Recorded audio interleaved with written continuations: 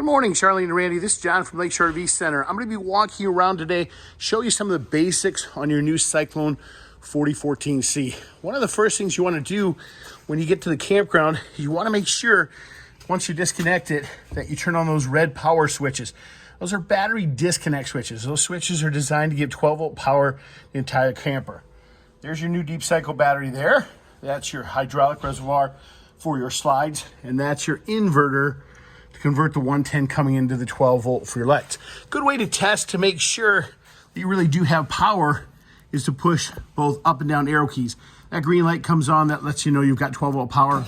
And of course, then you can adjust the jacks up and down or hit auto level.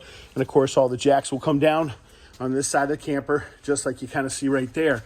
You've got a tank on either side of the camper, and this righty-tighty shuts off the tank. The lefty-loosey will open up that tank. Your docking center, which has all your valves and various things, is right here. There's an additional battery disconnect. That's for your solar. This gives you an exterior light. You want to turn that on so you can easily see everything right there. This is the positioning for the various valves depending on what you're trying to do. Your dry camping, of course, these two go up, and then the blue goes horizontal and the white points down. So depending on what you're trying to accomplish, you could position the valves in that particular direction. To turn on your pump, you turn on this switch over here. To flush the tanks, this is to hook up to city water, and this is to flush the tanks, okay? Another battery disconnect, as I mentioned here, make sure that that's turned on. Amazing pass-through storage here with motion-activated lights, and that's where you'll bring your water up through when you're trying to hook up. Really nothing you have to do here on the outside of the camper by the hot water heater or furnace exhaust.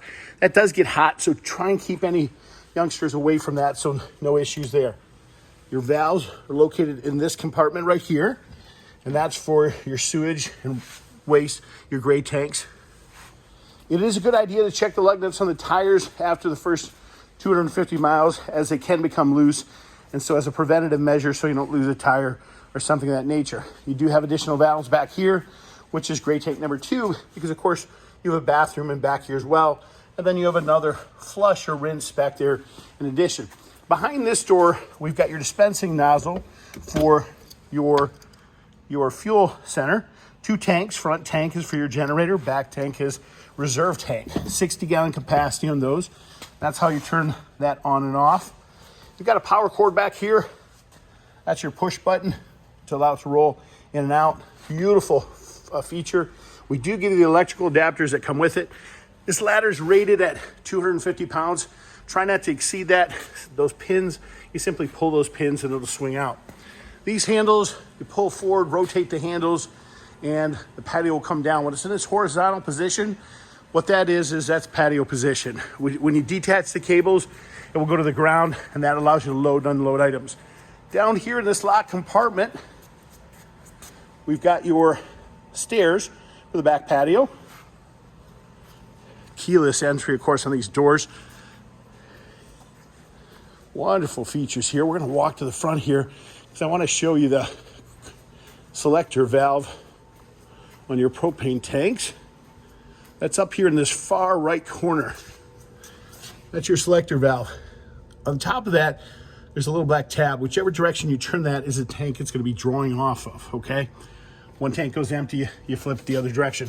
It does automatically flip over. Your slide control button. When you first go to slide out, this slide out.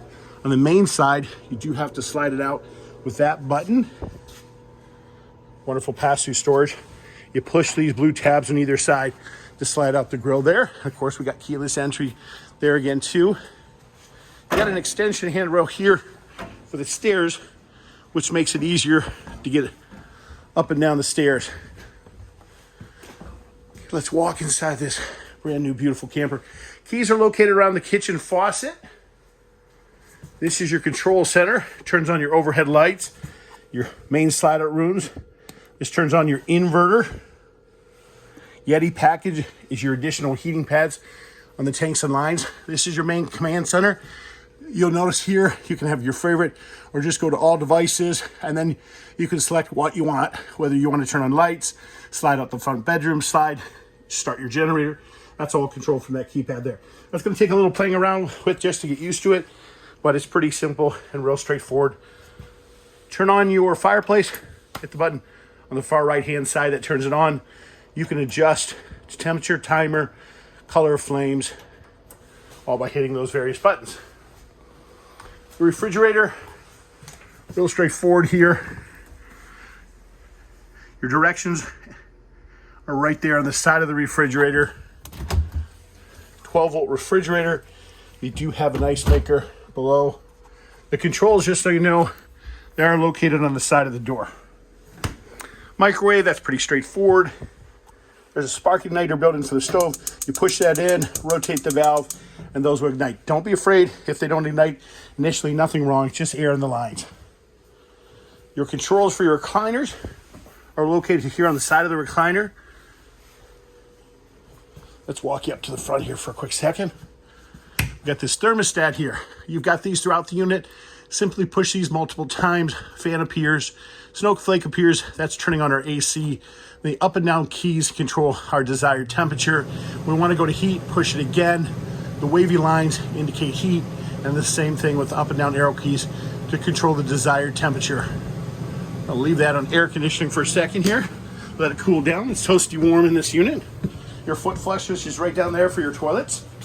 Notice how you have ground fault outlets throughout the camper here. These outlets are also hooked up to your solar panel, so they will operate off that. This is a ground fault reset breaker right there.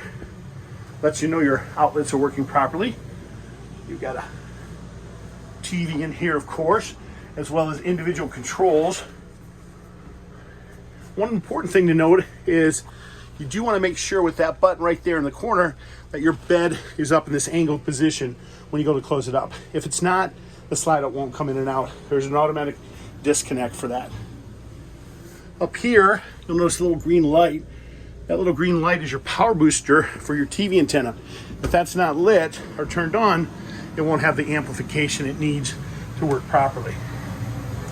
All right. You can hear that air conditioner is working wonderful. We'll go ahead and shut that off.